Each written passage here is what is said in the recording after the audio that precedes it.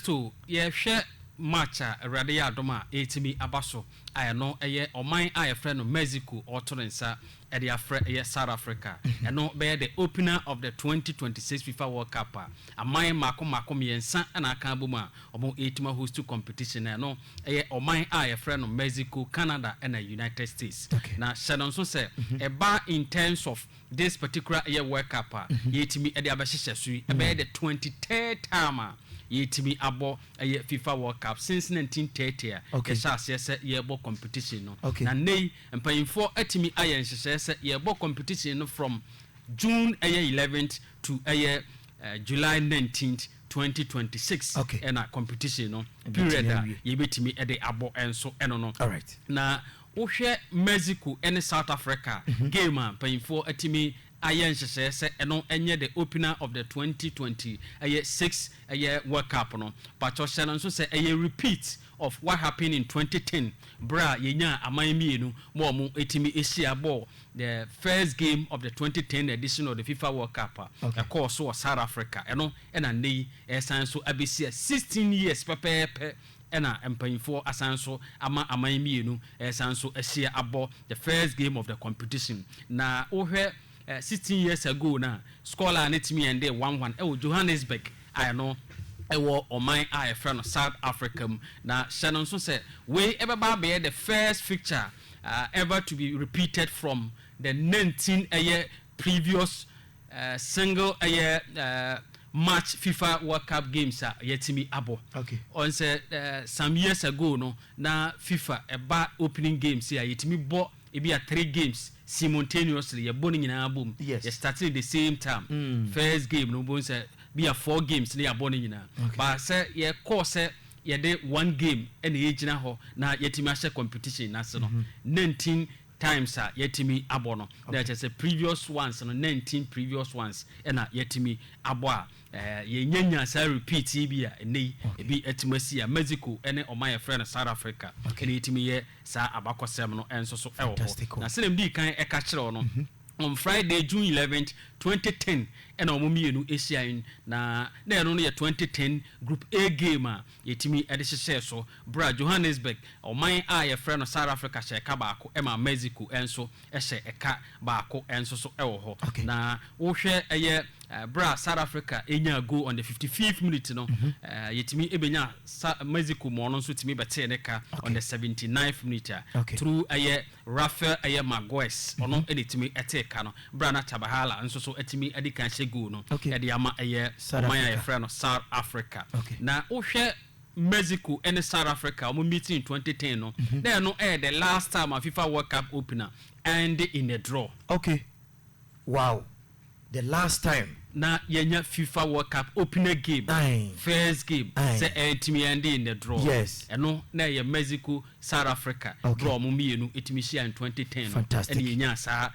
abakosem no ebi enso so ewo ho na wo the last A2 openers yabo ewo venue ene mpanyimfo atima ye hyehyese entimi fa game no enko hyehyese so na eno ye Star Stadium na the last 2 games yabo ho eno ye World Cup opener games no ebia ende in the draw wow bra Mexico and Soviet Union etimi de hyehyese so game etimi ende goalless in 1970 ke sanso benya Bulgaria and Italy emom de hyehyese so 1986 that same venue etimi ende 1-1 so where the same venue and for say the 2026 edition of the FIFA World Cup no ye more the opener game no ho no na washa no so say wa bakwasem say 2 previous openers ye di kan abo ho no bia and in the draw obia antimi ani enkunim enso so ho eba in terms of the recent performances of the teams etima kosi akan na eba Mexico afama Pacho Shannon so say in their last 6 games omo in all competitions no Mexico etimi arena 4 ena enu achi watima draw 2 enso so ewo ho a kajese niema gusu a ekoyi edema oman a friend no Mexico na ohwe Mexican team na omo etimi ehye 13 goals bro omo concede 2 in that period na some match number of matches ye gusu a ye di ehon enkomoyi of which omo etimi ehye first goal in 4 of the 6 contests omo etimi na ohwe majority of omo goals no so no omo etimi ehye 7 in the first half half and eno achi omo opponent no so etimi share 1 in the first half eno 45 minutes enso so ewo ho nti wo hwe ne see na jinse we nyina no betimi first department ama wetima hunu yes so betimi register goals edi enkomo edi akọ enso so ewo ho na wo hwe Mexico senem gusu amede omo ho nsam edan wona the last match omo etimi boy no omo etimi edi nkunim 5-1 over Serbia and on the international friendly game omo etimi boy enso so ewo ho that was June 5th and omo etimi ebo sa game no enso ewo ho na o hwe South Africa enso omo recent performance pacho eba oman South Africa omo enso etima win 2 omo draw 2 and omo lose 2 in their last 6 games omo etimi abo in all competitions na eba bafana sane ye omo ahotedin a ye de ebo omo no mpacho hye no nso se omo etimi abo omo ho modin a mo ahye 7 goals na omo concede 7 was a number of matches omo etimi abo adan wo se the last 6 games no omo etimi ahye 7 goals a concede 7 sina che so omo busu a omo enso e de ekọ omo anim ewo ho na wo hwe in terms of say omo share in the first half no so no there's omo atimi as 1 out of the 6 games omo atimi abo na they had only 1 goal in the first half while omo opponent no so atimi share 3 times before the break nti na washara no so sa enso so e de amame there's South Africa conceded goals in the first half no so yes and yes eba in terms of the match fast no so a but o no so say oman a friend Mexico eba World Cup history they were the first nation omo etimi ball World Cup game oman a friend Mexico fantastic they were the first nation on World Cup game and that was July 13th 1930 bro omo etimi oman a friend France and etimi at the pim so and no in the history of the World Cup no first ever World Cup game no that was at July Uganda France and Uruguay 1930 and omo mienu ekosia wo ho a oman your friend of France a ka mako enan e ma Mexico team baako enso so e wo ho na wo hwe Mexico afamu na the first player otimi ball no ho modern etimi share goal e de ma oman your friend of Mexico no e Juan Carrano ono na etimi nya the first goal for my friend of Mexico that was 70th minute goal bra otimi edenya eno be the consolation goal against France bra France di nkunim 4-1 no enso so ewo ho na se na eguso a ye de ho nsem edan wo hwe the 2026 edition of the FIFA World Cup or my friend of Mexico be omo 18th appearances omo etimaye competition no since 1930 omo etiminya akwanya no esi akan na hye no so se eno enso record ekura ene CONCACAF country nti eba CONCACAF region bona o pe aman no nyina na ni ogina ne nan so pa wakọ World Cup no Mexico watimako 18 times enso so ho na in terms of say hwe Mexico all qualify consecutively na che so obi qualify 4 years the next 4 years was qualify the next 4 years was qualify nti eba Mexico nya sa consecutively qualifications na there just ojina na nan so pa since 1994 every World Cup bia yabo no o my friend Mexico etimi ebo no homodin a otimi qualify enso so ewo ho na niema ekoyi e de ema ho ohwe Mexico na say ba in terms of the modern FIFA World Cup no there the best finish no say otimi epiem e wo 19 watima kopie quarter finals see on 2 occasions 1970 1986 na ne wanwan say ne mienu no nyina nso no o hostui Pachoti in you 1970 on no host nation 1986 no a host nation the mienu no nyina no e na otimi dia making the best finish at the FIFA World Cup and no quarter final stage and this time around we PM 2026 edition but in what my say Miami ensa host no Mexico the way ebesan ye quarter final performance and make put up na we say way multi-million question ye busa at the end of the season you know and as ye bebo tournament ni betimo wie no ye be hunu ba bia Mexico e betimi akoto enso so ewo ho fantastic na Mexico omo hold the record for most matches oman bi atimi abo at the FIFA World Cup tournament without ever lifting the trophy. Wow. omo matches no do cha o man bia but o mon no necessarily so about matches 10 man bia okay ba ne ya wabo match do pa de ya man Brazil okay na mbom se obebo matches do pa na ontimi enye trophy ni bida okay yes okay eno ne kura o my friend of Mexico nti enye good record chance wabo 60 matches so we be the 61st game o my friend of Mexico ebo since onya akwanya epiem e wo ye World Cup ene ma gusu a ekoyie enso edemano enso so e wo ho a gidi se obetimi ahwe na watoto ne yema se obetimi a lift e trophy no enso e wo ho na ohwe Mexico a eba se yetimi abo first game and I say wohwe oman eye Mexico omo yom beating their last 7 opening matches omo yetimi abo omo first games say we Monday 1 obo no oko group bi ma ne Monday 1 games no obo no the last 7 editions of the FIFA World Cup no nyaade oman your friend Mexico atimi alusu bia otimi egusu a from that 7 games wa win emu 5 a draw 2 isan say on South Korea at the pem so in 1998 etimi ehye eye ekamiensa ema South Korea team baako then on Croatia Croatia in 2002 Monday 1 na osanso etoa so eko eye 2006 enso etimi koboro homodin a okoshe Iran 3-1 then 2010 on South Africa ni opponent a mpanyfo aya hye so omumi yenu ntimi hye esanso hye ma game no etimi ende 1-1 then 2014 on Cameroon and the share so and also ultimate nkunim 1-0 over Cameroon. Then in 2018 was Germany kabako Germany antimi anti and 2022 ultimate and Poland and so the share so game ultimate and goalless. So when the last 7 games here or my eye friend of Mexico the first games are wabo at the World Cup no we didn't no adan wa the sense so we from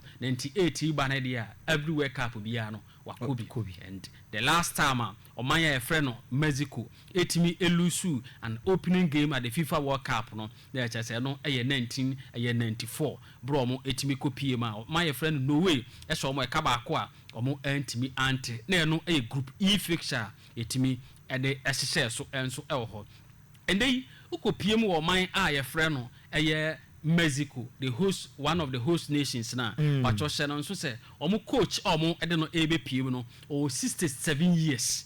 Okay. 67 years. Okay. Javio, aye, agwe, aye, onada, onadia, ono, any timi, aye, omaya, aye, friend, Mexico, ABP. Okay. Now, do na, bonum, ranese, Vasco.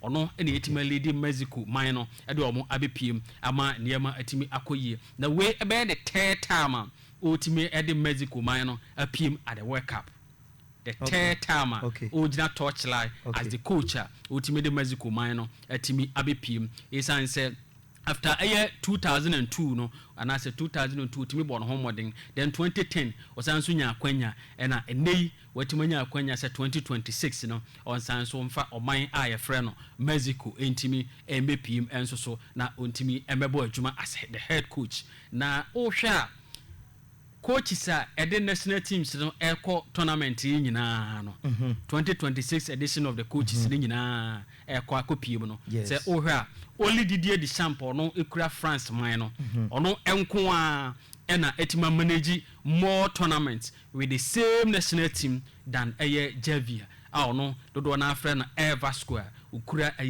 oman a friend no Mexico ede ekopiem enso so ewo ho na pacho watimi ashadon so sa ede amame on say ohwe Didier Deschamps ono so kura France man no ena de ko tournaments ne sa ntina je so ono so abakosema ogusu a oye enso ewo ho of which ohwe ene no a Javier ono etimi bo Mexico in 1986 no a player o si akan so 1986 na oman no host to tournament no the last edition no a player and 2026 coach oman na san host to or co-host no or san so a coach ojinam just owura no gusu a oye abakosem enso eye pa na 1986 na otimi bo 5 games and the man no o started 5 games ni nyina niema egusu a ekoyi enso edema no na ohwe after say otimi ku ede call na nim na even o assist omo go niema ko yi ede ema no bro omotimi bo ede tia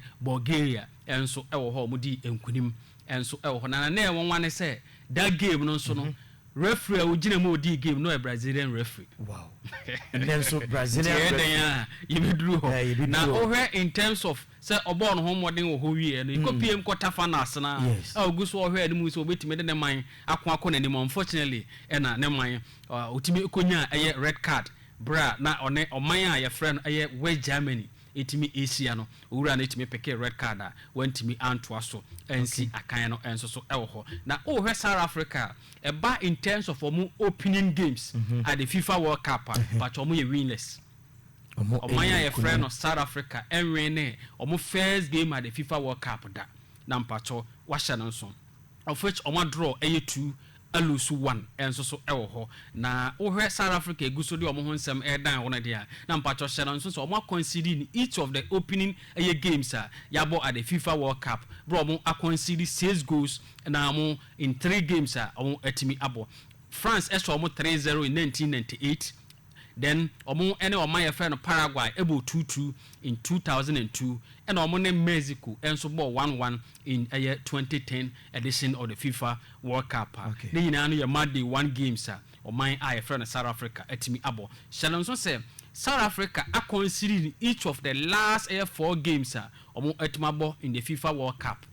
The last 4 games no ebia no South Africa conceded a total of 8 goals in 4 games and omo etimi aye in that period no enso so elho eba South Africa man the first player otimi share goal at the moment at the FIFA World Cup no but on no ewura your friend Benny McCarthy on the 51st minute ono enetimi nya sa goal against oman friend of Denmark and ura no etimi born home modern a otimi nya sa goal no enso so ewo on June 18th 1998 of the 1998 edition of the FIFA World Cup na yema de 2 fixture omo etimi onya sa goal no enso de make that record nei yetimi ade atugwa ama atiefo ne ahwefo na ohwe in terms of South Africa omo record omo first ever win at the FIFA World Cup tournament on June 8, 2002. That was against Slovenia. Na enema etimi ekoye enso so ewo ha na yema the 2 fixture in Group B of the 2002 edition of the FIFA World Cup.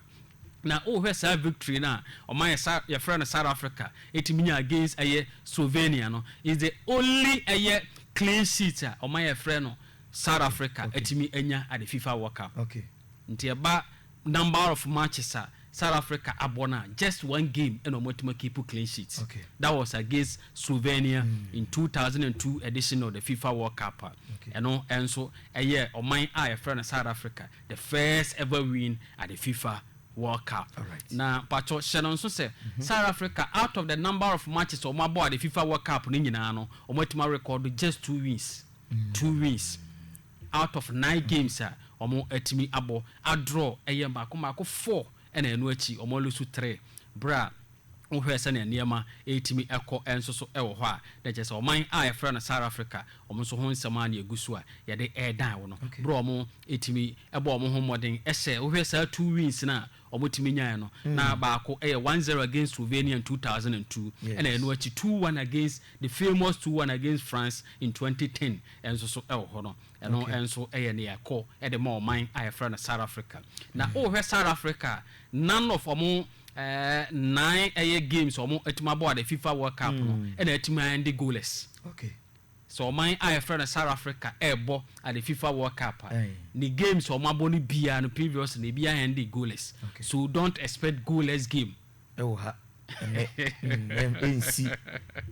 South Africa has made 3 appearances at the FIFA World Cup. Sani me shasia me de dan wo say o mabo 9 games no. Yes and say every tournament bia na o mo kọ no o mo ntimi progress enter the group stages and e bia na o mbo 3 games. So 9 games o man I friend South Africa etimi abo enso so ewo ho a o mo guso at the airco. So this edition of the FIFA World Cup no I the 4th time or my friend of South Africa etimonya kwanya akopim as against 18 appearances for Mexico. Na washa no so na pacho ohwe in terms of South Africa say na me catch us say group stages omuntimi progress out of the group da omukobia na omudi wio group stage ho omukobia na omudi wio group stage ho nti na washa no so sa e de amame and ohwe senia South Africa and Mexico akopie group no. The only time South Africa and Mexico kopie group was in 2010. Or my Mexico it be progress out of the group. Yes. Other members say woman ba ko South Korea.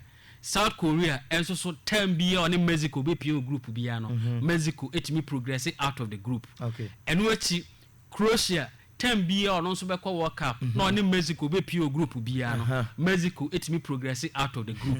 So 3 teams in no data no epusi or my friend of Mexico. So be progress out of the group. Okay. Tina see nyamba akwa ya de beka Mexico home. Yes. No, they akwa nim enso so ewo ho. Yes. Na ya the data no air down pepepe. Okay. In terms of say ye hwe o my eye friend South Africa honsem no but o say no so say the only time South Africa ball against host nation at the FIFA World Cup is say 2026 edition no omne one of the host nations and they pem so Mexico. And the only time South Africa ball be editia host nation no ankoye ama o my eye friend of South Africa omo 8 million so 3-0 that was June 12 1998 from Copium Group C of the 1998 edition of the FIFA World Cup. Now, mo 8 minutes or my eye friend of France, and this is so France as well. Come here and say, but omo me anti ebi. And they 2026 edition omo Mexico. Outcome no be kwa yesing.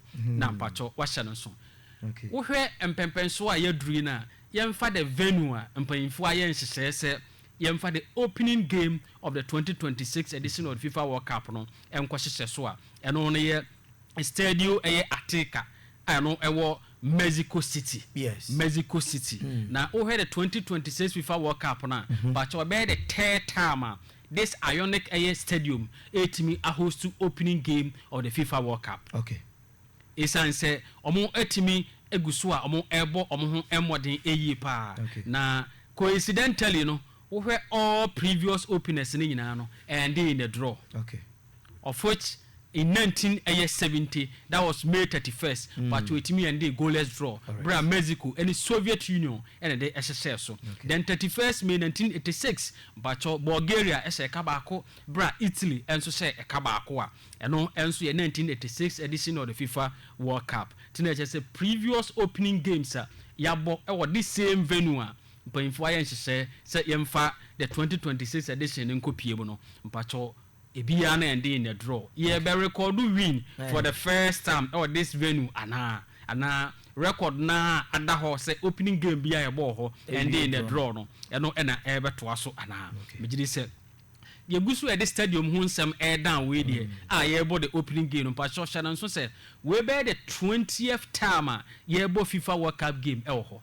Okay. Eba eye Stadio de Ateca we be the 20th time ye bo FIFA World Cup game ewo na we enso ebeye in terms of enobeye more than any other stadium in the history of the tournament. The 20th game we know ebe manaye stadium bia ni ho a yabo World Cup games etimonya this number of World Cup games. Okay. Nti nampacho washa no so. Na yeguso the stadium no ho nsan eda wono de wo hwe omaye friend no Mexico eba ne World Cup games a wabo ho isan say 1970 no a host nation obo games wo ho 1986 no a host nation obo games wo ho. Yes. When the games a wabo ewo a stadium de Ateca but o sha so say watimi abo as many as 7 games emu bia ni ho my friend no Mexico elusu wa win 5 a draw 2 asha 11 goals a consider 2 and so ewo ho a bra on 7 June 1970 one o my friend no Salvador and this is so Mexico e na ka enan a wantimi ante and wachi Mexico on 11 June 1970 e ka ba ko di ti a Belgium. Then on 3rd June 1986 Belgium transfer Mexico e na ka mienu a wantimi ante. Then 7 June 1986 Mexico ka ba ko Paraguay enso etimi etesa aka no ma na yende 1-1. Then on 11 June 1986 Iraq transfer Emma Mexico share na kabako a pacho wentimi ante. Then 15th of June 1986 Mexico share kamienu editia Bulgaria pacho wentimi ante. There no round of A16 fixture of the 1986 edition of the FIFA World Cup. So when they had the number of matches on my friend of Mexico abo this same stadium and they able the opening game omo entimi enya elusu bi enso ewo and the only time who share the whole city ni nyina na omo man no mu nyina na the only time Mexico etimi omo national team lusu FIFA World Cup game ewo kro no mu no but eno etimi ekoso on June 14th 1970 na mum ankoso this same venue. Okay. So so na ewom no no ekoso wo kro no na mum ankoso that same venue. Okay. Bra Omulusu 4-1 to Italy na quarter final stage game no yetimi e de ehyehyɛ so eno ekoso Estadio Luis Dosa. Okay. Ho ena omutimi ebo saa game no enso so ewo ho. Eba eye Mexico omo atimi awene once in their last previous games omo atimi abo e de atia African opponents. On South Africa, Africa. Yes. Nti eba African opponents na omo ye friend Mexico issue omo at the World Cup no. Mexico etimi awene 1 out of the games wabo no. A draw 2 a lose 1 enso so ewo ho. And the first time Mexico share African nation no, but African nation need to be total niema yedi nkunim brane no e o my friend Tunisia e say come yensa e ma Mexico team baako of the 1978 edition of the FIFA World Cup. That was 2nd June 1978 and as a game no etimi ekoso. But apart from no Mexico and Angola Asia in 2006 edition and the goalless then o my eye friend Mexico esanso ebo no ho emodin nso one South Africa Asia in 2010 and they 1-1 then on Cameroon Asia 2014 but Mexico share Cameroon so e kabako went me anti so we na number of matches o my friend Mexico and African opponents etimi e de Asia no and nso ma demonstrate with data no na uhwe South Africa nso so ono nso Asia amaya omo free CONCACAF region ho no ye which include Mexico no the only time omo nso share sa amaya wo ho no bi no that was the 2010 edition of the World Cup bro omo ne opponent omo ne no e be share ya Mexico itimi share ya game itimi ende 1-1 so enei omo mienu esanso akoshia outcome no beko akoyesen eba in terms of the match officials referees and paying for a power so muntimi nkohwe ma game no entimi enkoso no dia na eche se 44 year Brazilian referee your friend Walton Piera Sampaio ono enam paying for timi apaw no se onkohwe na officiate the opener of the 2026 FIFA World Cup and obey between my friend of Mexico and South Africa na owura no ye wono December 28 1981 and pacho shedon so say wa wo FIFA list na so utiminya kwanya of international matches since 2013 so just our experience ye pa and owura no atimi enya ogusu ode ekonanim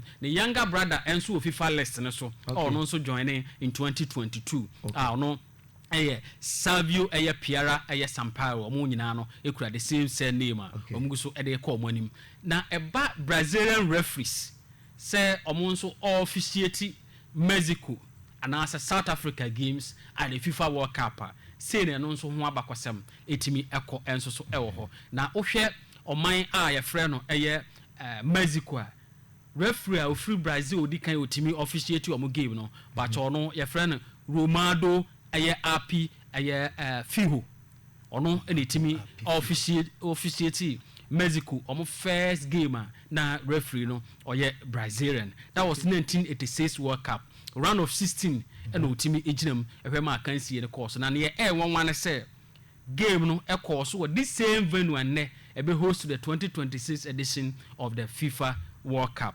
To us abrofru timi ya de ma na ye fe.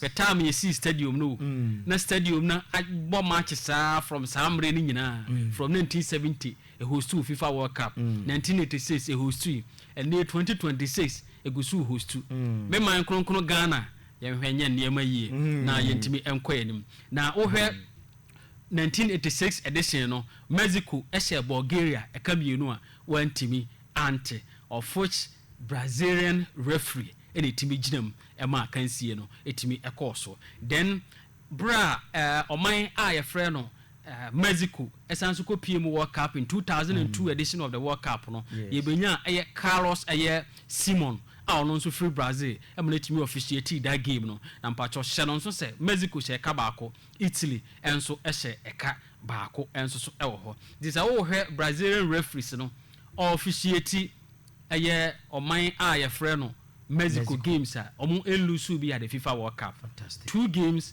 ɔmo atimi awene baako adrɔ baako. But once na clear ne say Brazilian eginam na officiate Mexico game at the FIFA World Cup. But 2 goals ne PM. Wow. But yes, 2 goals ne PM. Mo bedin kurima na. Either so be for 2 goals ne nyina. Yes, and as a game no betimi ende 1-1. Very good. Ntie den a say over 1.5 goals. Very good. It me pie with the opening game for times a pie of the 26th edition of the FIFA World Cup. Fantastic. Now, in terms of say, yeah, or my eye friend, South Africa and so Afama, Nampacho Shannon, so say Brazilian, the only Brazilian referee what me officiate South Africa game, no, but I know it me a course bra, ura, your friend, Marcio Aye Rezendi. Ono any timi eginam officiating 1998 FIFA World Cup na no ye group C game etimi ekoso enso so ewo ho na mpacho France ehye South Africa come yensan South Africa antimi ante so the only time no one South Africa antimi anhye go yes or concede over 1.5 goals and South Africa share own goal.